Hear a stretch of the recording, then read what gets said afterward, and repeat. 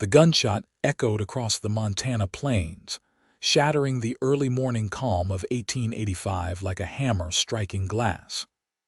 Bethany Collins dropped the bucket of water she'd been carrying from the creek, her heart thundering in her chest as a flock of startled birds took flight from a nearby cottonwood. The sound had come from just beyond the ridge that separated her modest homestead from the open range, and something told her that this was no hunting party. Gathering the folds of her simple blue calico dress, Bethany hurried up the gentle slope, her boots crunching against the dry earth. At 22, she had already survived 5 harsh western winters alone on this plot of land, learning to trust her instincts above all else. The sun had barely crested the eastern mountains, painting the landscape in hues of gold and amber, but there was no beauty in what she found on the other side of the ridge. A man lay face down in the dirt, his black Stetson hat a few feet away where it had fallen. Blood soaked through his shirt near his left shoulder, and his right hand still loosely gripped a Colt revolver. Beside him, his chestnut mare nervously pawed at the ground, reins dragging in the dust. Bethany approached cautiously, scanning the horizon for whoever had fired that shot.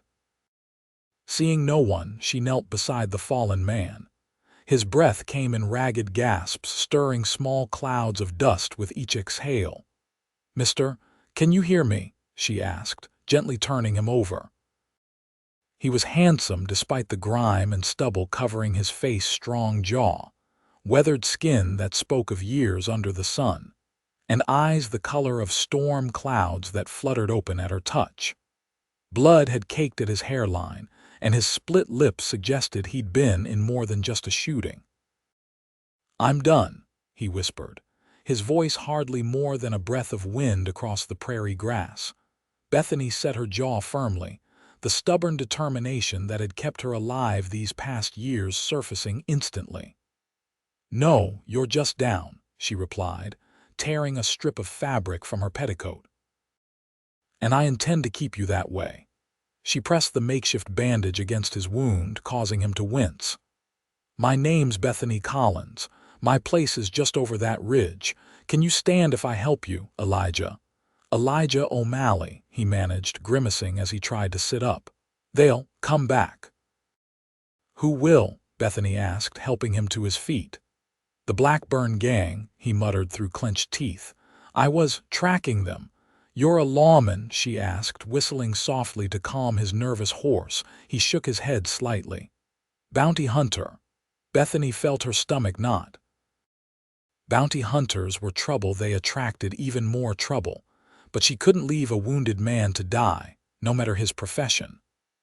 "Well, Mr. O'Malley, whoever you are, you won't be hunting anyone until we get that bullet out," she said, helping him onto his horse.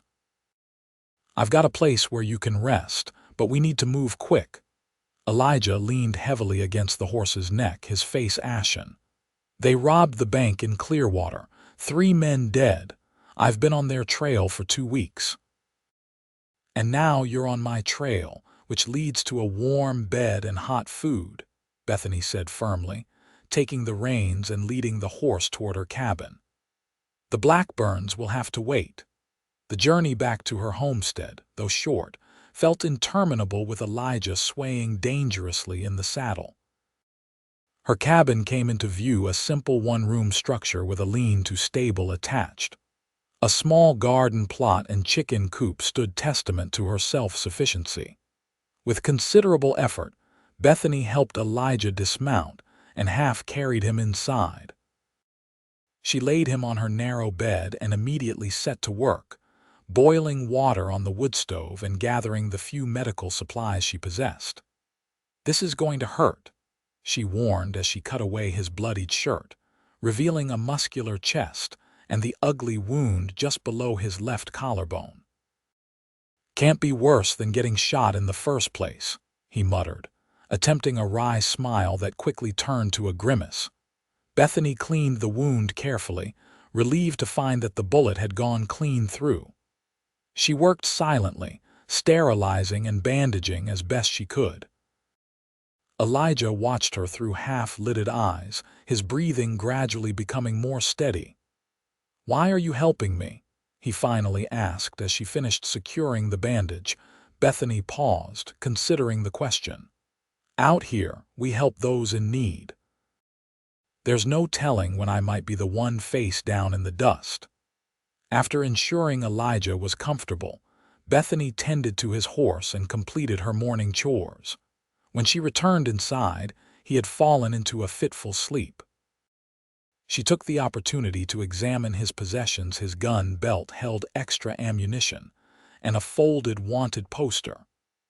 She opened it to find crude drawings of 3 men the Blackburn brothers wanted for murder, robbery, and various other crimes. The reward was substantial. $500 for each brother, dead or alive. Bethany shivered despite the warmth of the cabin. What kind of man hunted others for money? Yet looking at Elijah's face, relaxed in sleep and vulnerable, she couldn't reconcile him with the cold-blooded killer she imagined a bounty hunter to be. As dusk approached, Elijah awoke with a start, his hand automatically reaching for his absent gun. "Easy," Bethany said, stirring a pot of stew over the stove. "You're safe." He settled back, wincing. "For now," he said grimly. "The Blackburns aren't known for leaving witnesses. You think they'll come here?" Bethany asked, trying to keep the worry from her voice. "Eventually. When they realize I'm not dead, they'll come looking to finish the job." He tried to sit up, groaning with the effort. "I should leave. I've put you in danger." "You wouldn't make it 10 yards, she said flatly, pushing him back down with surprising strength. "Besides, I'm no stranger to danger. My father and brother died defending this land from cattle barons who wanted it for grazing. I've fought off rustlers and survived blizzards alone." A flicker of admiration crossed Elijah's face. Most women would have sold up and headed east after that. Bethany ladled stew into a bowl and brought it to him. "I'm not most women, Mr. O'Malley. This land is mine. I worked it alongside my father and brother, and I'll be buried in it someday, hopefully not any time soon." As they ate, Elijah told her about himself. He'd been a Texas Ranger until 2 years ago when the Blackburn gang had raided his hometown. His sister had been killed in the crossfire. "I resigned my badge and started tracking them," he explained. "They've evaded the law for too long, slipping across state lines, changing identities. But I've been close on their trail since Nebraska." "Revenge won't bring your sister back," Bethany said softly. Elijah's eyes hardened. "It's not just revenge, it's justice. How many more will they kill if they aren't stopped?" Bethany couldn't argue with that. "Rest now. Tomorrow we'll figure out what to do." That night, Bethany slept on a pallet on the floor, her father's shotgun close at hand.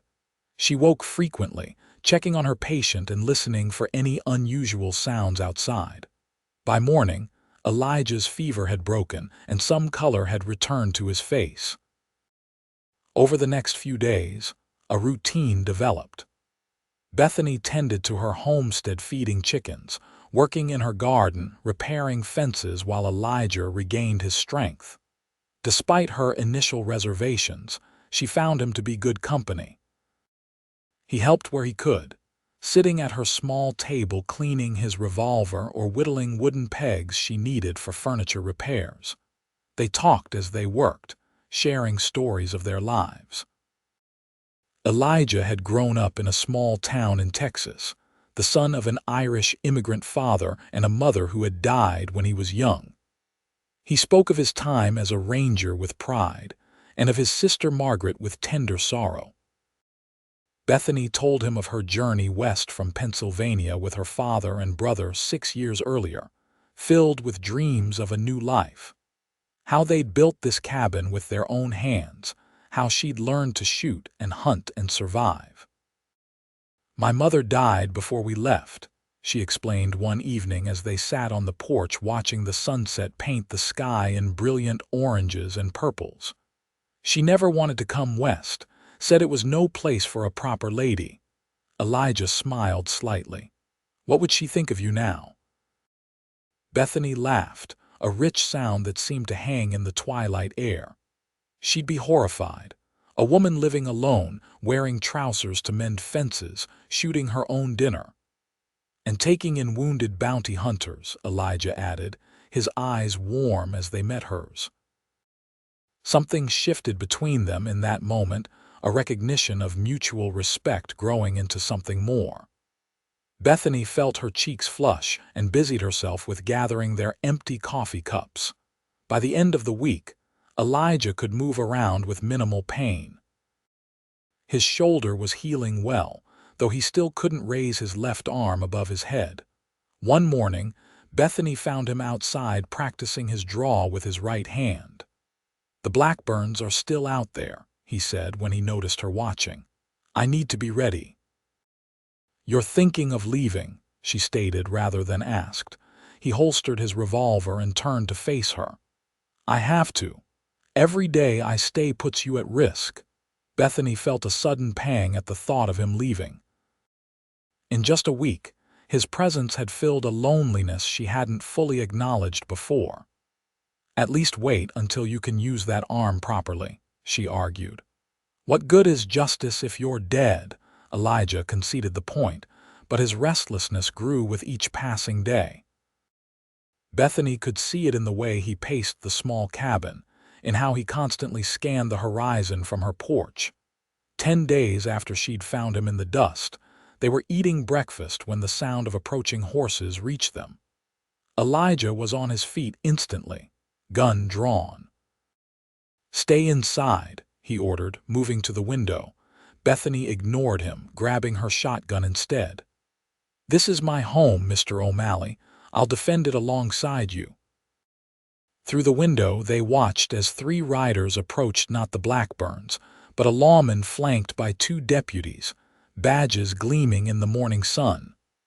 "Marshal Davis," Elijah muttered, recognizing the lead rider. "We've crossed paths before." They stepped onto the porch as the riders came to a stop in front of the cabin. "O'Malley," the marshal acknowledged with a nod. "Heard you were tracking the Blackburns." "I was," Elijah replied cautiously, "until I took a bullet for my efforts." Marshal Davis dismounted, his weathered face grave. "They hit Silverdale 2 days ago, killed the banker and his wife, rode out with nearly $2,000. Bethany gasped. Silverdale was less than 30 miles away. "We're organizing a posse," Davis continued. "Thought you might want in, considering your personal stake." Elijah straightened, determination hardening his features. "When do we ride?" "First light tomorrow. We'll gather in town tonight." After the marshal and his deputies departed, promising to return the next morning, Bethany turned to Elijah, her heart racing with a mixture of fear and something else she couldn't name. "You're not healed enough," she protested, following him back inside where he had begun gathering his few possessions. "Healed enough to ride," he countered. "Healed enough to shoot. And if you tear open that wound, if you bleed out miles from help," Elijah paused, turning to face her. The intensity in his eyes made her breath catch. "Bethany," he said softly the first time he'd used her given name, "I can't let them hurt anyone else. I couldn't live with myself." She knew then that nothing she said would dissuade him. This mission was as much a part of him as the blood in his veins. And strangely, it was one of the things she had come to admire about him, his unwavering sense of justice, his willingness to put himself at risk to protect others. "Then I'm coming with you," she declared. Elijah's eyes widened. "Absolutely not. It's too dangerous." "I'm an excellent shot. I know this territory better than any of you, and you're still injured," she countered. "Besides, they've never seen me. I could be useful." They argued well into the afternoon, neither willing to yield. Finally, Elijah conceded that her knowledge of the terrain might prove valuable, but insisted she remain in town once they located the gang. That evening, they rode to Silverdale together. The small mining town was somber in the aftermath of the robbery and murders. Wanted posters featuring the Blackburn brothers hung on every post. The saloon had been converted into a makeshift headquarters for the posse, and Marshal Davis was surprised but not displeased when Bethany offered her assistance. "We could use someone who knows the back country," he agreed after Elijah vouched for her skills. "But you'll stay behind when we move in." They gathered with the others, a dozen men including shopkeepers, miners, and ranchers, all determined to bring the Blackburns to justice. Maps were spread across tables as they discussed likely hideouts and escape routes. "The gang was last seen heading northwest," Davis explained, tracing a line on the map. "There's an abandoned mining camp in these hills that would make a good hideout." Bethany leaned forward. "There's a faster route through this valley," she said, pointing to a narrow passage between two ridges. "My father and I used to hunt there. It cuts at least half a day off the journey." The marshal nodded appreciatively. "We'll head out at first light. Everyone gets some rest." The town's small hotel had only 2 vacant rooms. Elijah insisted Bethany take one while he would bunk with some of the other men. "Get some sleep," he told her at her door. "Tomorrow will be a long day." Bethany nodded, suddenly acutely aware of his proximity in the narrow hallway. "Elijah," she said hesitantly, "please be careful tomorrow." Something shifted in his expression, a softening around his eyes, a slight parting of his lips. For a heart-stopping moment she thought he might kiss her. Instead, he gently touched her cheek with calloused fingers. "You too," he murmured before turning away.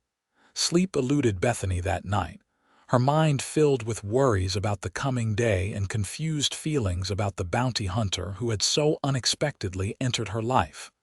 Dawn broke cool and clear. The posse gathered in front of the hotel, checking weapons and supplies. Elijah approached on his chestnut mare, leading Bethany's sturdy bay gelding. He looked formidable in the morning light, his gun belt secure around his hips, a Winchester rifle in a saddle scabbard. "Ready?" he asked as he handed her the reins. "As I'll ever be," she replied, mounting in one fluid motion. She had exchanged her dress for practical riding clothes, sturdy trousers, a cotton shirt, and a leather vest. Her honey-blonde hair was braided and tucked under a wide-brimmed hat. They rode out of town in a column of 2s, Bethany and Elijah near the front with Marshal Davis. She led them through the shortcut she had mentioned, a narrow valley that wound between rocky outcroppings. By midday, they had covered nearly 20 miles. As they climbed higher into the hills, Bethany noticed Elijah wincing occasionally, his left hand unconsciously moving to his wounded shoulder. "How bad is it?" she asked quietly, maneuvering her horse closer to his. "I'll manage," he replied grimly. "Don't worry about me." "Someone has to," she retorted, earning a brief smile that warmed her more than the midday sun. By late afternoon, they approached the abandoned mining camp that Marshal Davis had identified as a possible hideout. They dismounted a mile away, leaving 2 men with the horses while the rest proceeded on foot. Elijah tried to convince Bethany to stay behind, but she stubbornly refused. "I didn't come this far to wait with the horses," she whispered as they crouched behind a ridge overlooking the camp. Below them, 4 cabins stood in varying states of disrepair. Smoke rose from one chimney and 3 horses were hitched outside. Marshal Davis signaled for the group to spread out and surround the camp. "Remember, we want them alive if possible," he instructed. "But they won't hesitate to shoot, so neither should you if it comes to it." Elijah and Bethany took position behind a boulder overlooking the largest cabin. From their vantage point, they could see a man exit the structure and walk to a water pump. "That's Luke Blackburn," Elijah whispered, his body tensing. "The youngest brother." Bethany placed a restraining hand on his arm. "Wait for the marshal's signal. Minutes stretched like hours as they watched Luke return to the cabin. Finally, Davis fired a shot into the air, the signal to move in. "Blackburns, this is Marshal Davis. You're surrounded. Come out with your hands up." His voice boomed across the clearing. The response was immediate. Gunfire erupted from the cabin windows. The posse returned fire, bullets splintering wood and shattering glass. "Stay down." Elijah ordered Bethany as he positioned himself to fire at any movement from the cabin. For several minutes, the exchange of gunfire was deafening. Then suddenly, the back door of the cabin burst open and two men made a break for the tree line. "They're running," someone shouted. Elijah was already moving, racing down the slope with Bethany close behind, despite his earlier command. They cut across the clearing, intercepting the fleeing outlaws just as they reached the trees. "Stop right there," Elijah demanded, his Colt leveled at the closer man, Daniel Blackburn, the middle brother. Daniel froze momentarily, then reached for his gun. Elijah was faster, firing a shot that struck the outlaw in the leg. He went down with a cry of pain. The other man, Seth Blackburn, the eldest, used the distraction to take aim at Elijah, who didn't see the threat in time. Without thinking, Bethany raised her shotgun and fired. The blast caught Seth in the shoulder, spinning him around and sending his pistol flying. Elijah gave her a look of stunned gratitude before quickly disarming and binding both wounded outlaws. Marshal Davis and the others converged on them, having subdued Luke back at the cabin. "All 3 Blackburns captured alive," Davis announced with satisfaction. "Nice shooting, Miss Collins." As the posse secured their prisoners and began the journey back to Silverdale, Bethany found herself riding beside Elijah, both subdued after the violence of the confrontation. "Thank you," he said finally. "You saved my life back there." "Consider us even," she replied, managing a small smile. He studied her face for a long moment. "It doesn't feel finished," he admitted. "I thought capturing them would bring me peace, but I don't feel any different." "Justice isn't the same as healing," Bethany said softly. "One happens in a courtroom, the other happens in your heart. It takes time." They reached Silverdale after nightfall. The town erupted in celebration when word spread that the Blackburn gang had been captured. The brothers were locked in the jailhouse to await transport to the territorial capital for trial. Marshal Davis insisted that everyone involved in the capture would receive a portion of the reward money. That night, as Bethany prepared for bed in her hotel room, a soft knock came at her door. She opened it to find Elijah standing there, looking uncertain, a stark contrast to his usual confidence. "I'm leaving in the morning," he said without preamble. "The marshal asked me to help escort the Blackburns to the capital." Bethany felt her heart sink. "I see. I'll be gone about 2 weeks," he continued, his eyes searching hers. "I was wondering if I might call on you when I return." Hope blossomed in her chest. "Call on me?" "Yes," he said, taking a step closer. "Properly, if that would be acceptable to you." Bethany couldn't help but smile at his formal tone. "That would be very acceptable, Mr. O'Malley." Relief washed over his features, followed by something warmer. Slowly, giving her time to object, he leaned down and pressed his lips to hers in a gentle kiss that promised more to come. "Until I return," he whispered against her lips before reluctantly stepping back. "Until then," she agreed, her fingers touching her lips where the warmth of his kiss still lingered. True to his word, Elijah departed with the marshal and 2 deputies the next morning, the Blackburn brothers in tow. Bethany returned to her homestead, the days stretching endlessly as she waited for his return. She used the time productively mending fences, planting late vegetables, cleaning the cabin until it gleamed. She even traded some of her chickens for fabric in town, and sewed herself a new dress, something she hadn't bothered with in years.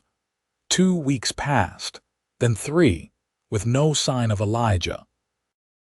Anxiety gnawed at her as she imagined countless scenarios he'd been injured again. He decided not to return. The Blackburns had escaped and killed him in revenge. She was in her garden on the 18th day after his departure when she heard a horse approaching. Shielding her eyes against the afternoon sun, she watched as a familiar figure on a chestnut mare crested the ridge. Dropping her gardening tools, Bethany ran to meet him, not caring how eager she appeared. Elijah dismounted in one fluid motion, his smile bright enough to rival the sun as he caught her in his arms. "I thought you weren't coming back," she admitted breathlessly. "I got delayed in the capital," he explained. "The trial took longer than expected, and then I had some business to attend to." He reached into his saddlebag and withdrew a small leather pouch, which he handed to her. Inside, Bethany found a silver locket on a delicate chain. "It was my sister's," Elijah explained as he helped her fasten it around her neck. "Margaret would have liked you." Tears pricked Bethany's eyes at the significance of the gift. "It's beautiful, thank you." They walked hand in hand toward the cabin, leading his horse. Elijah seemed different, somehow more at peace than she'd seen him before. "All 3 Blackburns were sentenced to hang," he told her. "It's over. They can't hurt anyone else." "And how do you feel about that?" she asked carefully. He considered her question seriously.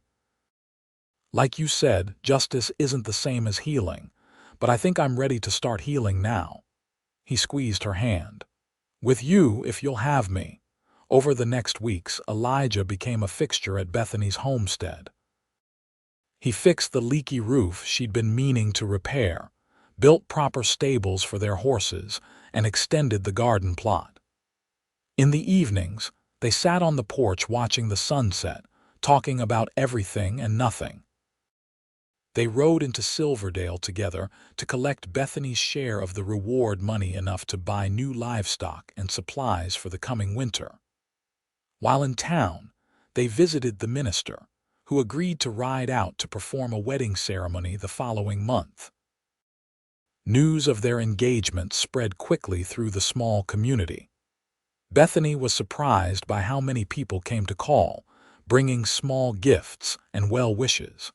She hadn't realized how isolated she'd become in her determination to survive on her own.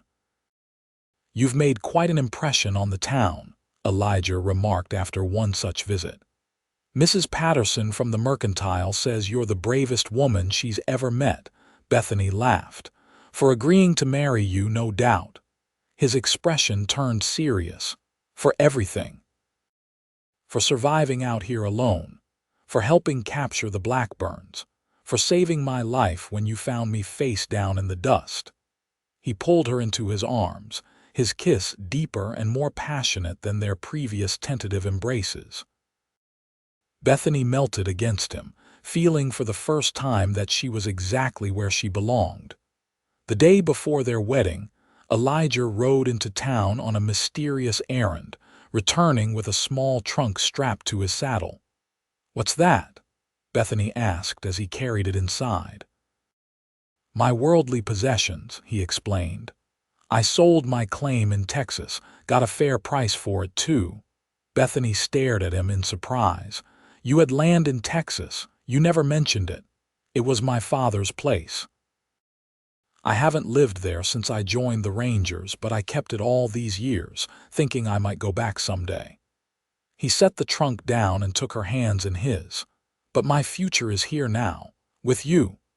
Their wedding day dawned clear and bright. The minister arrived mid-morning, followed by a surprising number of guests from town. Mrs. Patterson had organized a wedding dinner, and several women arrived bearing covered dishes and a small cake.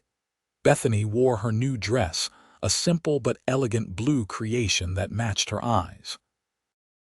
Elijah had purchased a new shirt and had actually shaved his stubble for the occasion. As they exchanged vows on the porch of the cabin, Bethany felt a sense of completion she hadn't known was missing from her life. I promise to protect you, to provide for you, and to love you until my dying day, Elijah vowed, his voice steady and sure. And I promise to stand beside you through whatever comes, to make this house our home, and to love you with all that I am, Bethany replied, meaning every word. The celebration lasted well into the evening, with fiddle music and dancing in the yard. As the last guests departed, leaving the newlyweds alone, Bethany leaned against her husband's chest, watching the stars emerge in the darkening sky. "Happy?" Elijah asked, his arms encircling her waist. "More than I ever thought possible," she admitted. "When I found you that morning, I never imagined we'd end up here." He chuckled, the sound rumbling pleasantly against her back. "When you said I wasn't done, just down, you were more right than you knew. You gave me a reason to get back up." Winter came early that year, blanketing the landscape in pristine white. The cabin, once so lonely, was now filled with warmth and laughter. Elijah proved to be a skilled hunter, keeping their larder full with venison and rabbit. Bethany taught him about tending crops and caring for livestock, knowledge he absorbed eagerly. In the evenings, they sat before the fire, planning for the future. With their combined savings and reward money, they could expand the homestead in the spring, perhaps build a larger house, increase their herd. "I was thinking," Elijah said one night as they lay in bed, the wind howling outside. "This place needs a name. Every proper ranch has a name." Bethany considered this, nestling closer to his warmth. "What did you have in mind?" "Second Chance Ranch," he suggested, "because that's what we both got here. A second chance at happiness." She smiled in the darkness, laying her hand over his heart. "I like that." Spring arrived with renewed promise. As the snow melted and the first green shoots appeared, Bethany discovered she was with child. Elijah's joy was boundless. He insisted she rest while he took on extra chores, though she often ignored his concerns and worked alongside him anyway. "Our child will be strong," she assured him, "just like its parents." They began construction on a larger house as Bethany's condition became more apparent. Neighbors and friends from Silverdale pitched in, raising the frame in one long day of communal effort. By late summer, just before harvest, the new house was complete: 3 bedrooms, a proper kitchen, and a wide porch that wrapped around 2 sides. Their daughter, Margaret Rose O'Malley, was born as autumn painted the landscape in fiery hues. She had her father's storm-gray eyes and her mother's determined chin. Elijah was transformed by fatherhood, his protective nature finding new expression in his devotion to his daughter. Word of the former Texas Ranger turned successful rancher spread throughout the territory. Occasionally, marshals or sheriffs would ride out to Second Chance Ranch seeking Elijah's advice or assistance with particularly troublesome outlaws.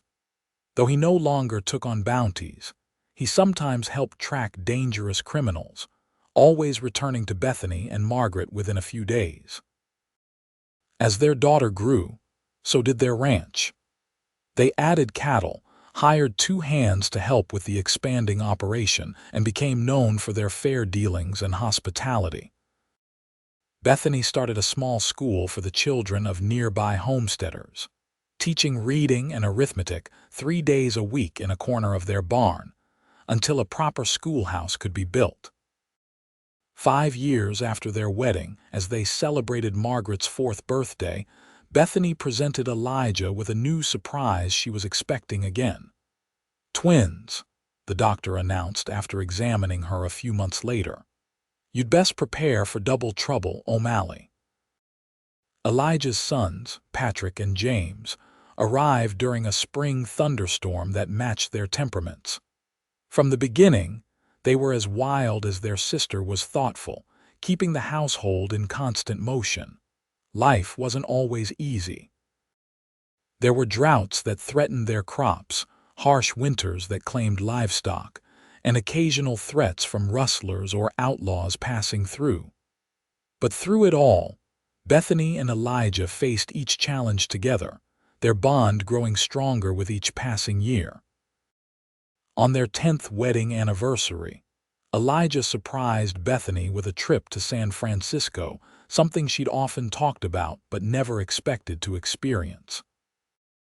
They left the children with trusted friends and traveled by train to the coast, marveling at the changing landscape and eventually the vast expanse of the Pacific Ocean.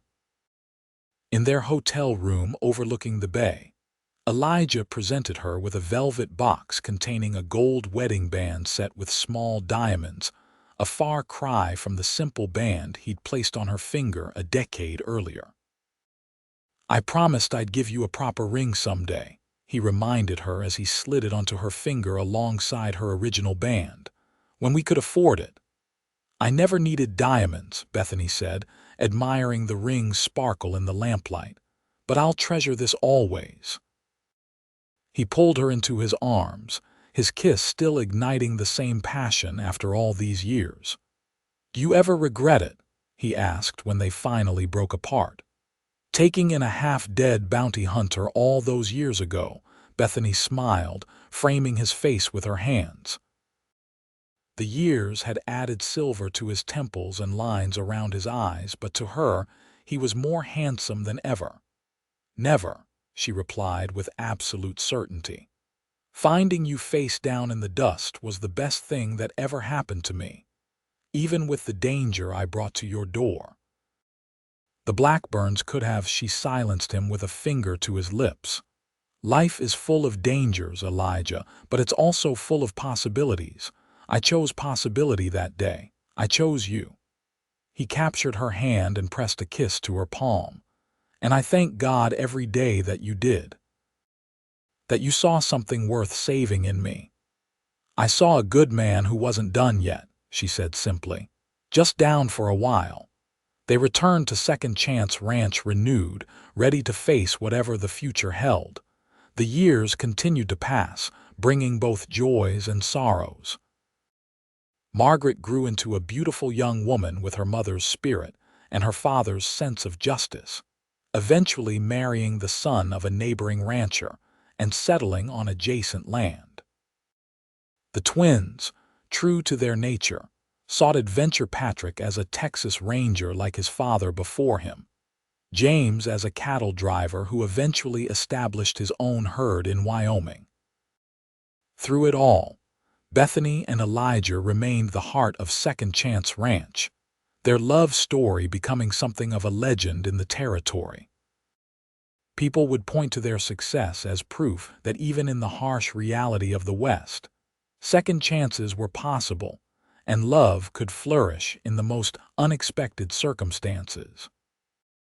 On warm evenings, long after their children had grown and gone, they still sat together on the porch watching the sunset, hands intertwined, hearts beating in unison. And sometimes, Elijah would lean over and whisper, "Thank you for not letting me be done that day." To which Bethany would always reply with a smile that had never dimmed, "You weren't done, my love. You were just down." And in the golden light of sunset, their story, which began with a man face down in the dust and a woman who refused to let him give up, continued to unfold, proving that sometimes the greatest journeys begin at our lowest moments, when someone believes in us enough to help us stand again.